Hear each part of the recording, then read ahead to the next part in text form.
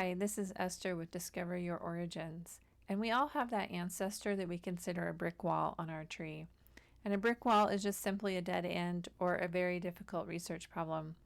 There might not be very many records or no records, and we just keep searching with no success.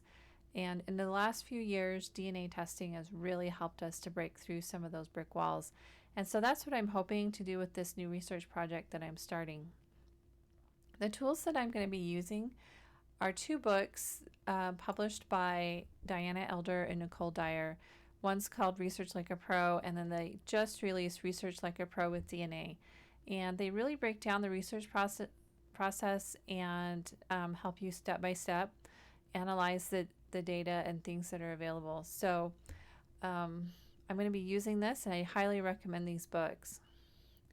Now, Darthula Ross there's only one source record for Darthula Ross, and that's her marriage record to William Jasper Eaton. And you can see here that she's married on the 28th of June, 1860.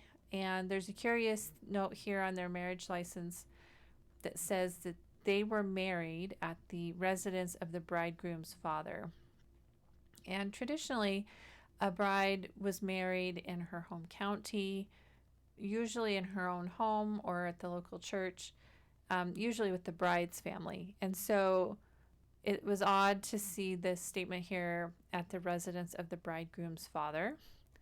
Also, we noticed that the Justice of the Peace is Christopher Myers, and he shows up later in some other records. So let me also show you what else we've discovered on Darthula Ross. So we know that she's married to William Jasper Eaton, and we estimate her birth date to be 1839 or 40, just because that's the age of her husband, and it kind of makes sense. We don't have any evidence for that date though. And they had one child, William Jasper Eaton, born in 1861. And we were able to place William Jasper Eaton Jr. with his parents just through a process of elimination. There just simply wasn't any other couple that he could be attached to. So using the Research Like a Pro process, the first thing to do is to create a research objective, and the goal of this research is to find the parents of Darthula Ross, which I may have to come back and revise this research objective because that may be too broad. Even if we could identify just one parent, that would be good. So let me tell you the story that I've written about her. And one of the first steps is to just write a simple life sketch of what you know. So Darthula's story is very simple. She's estimated to be born about 1840. She was likely born in Tennessee or Alabama. She married William Jasper Eaton the 28th of June, 1860 at the home of the bridegroom's father. The marriage was witnessed by Christopher Myers, Justice of the Peace. William and Darthula had one child, William Jasper Eaton, born the 1st of May, 1861 in Athens, Limestone, Alabama. And that's really all we know.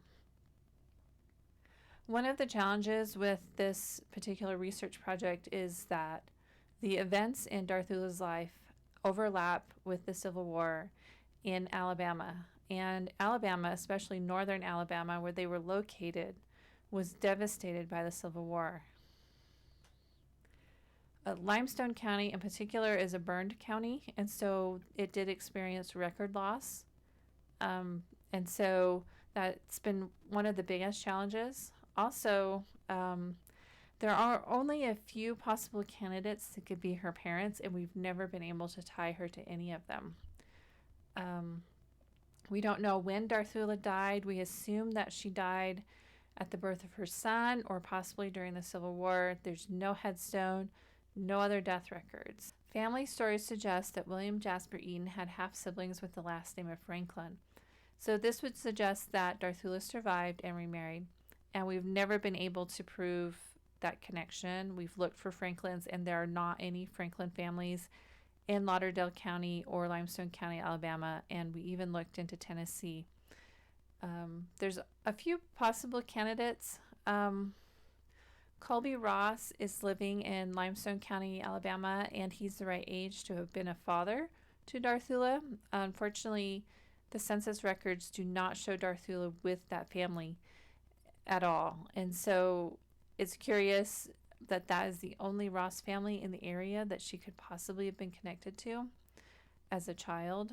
There are a few other Ross families that I'm going to look at a little bit closer just as a form of negative research, but that will come later.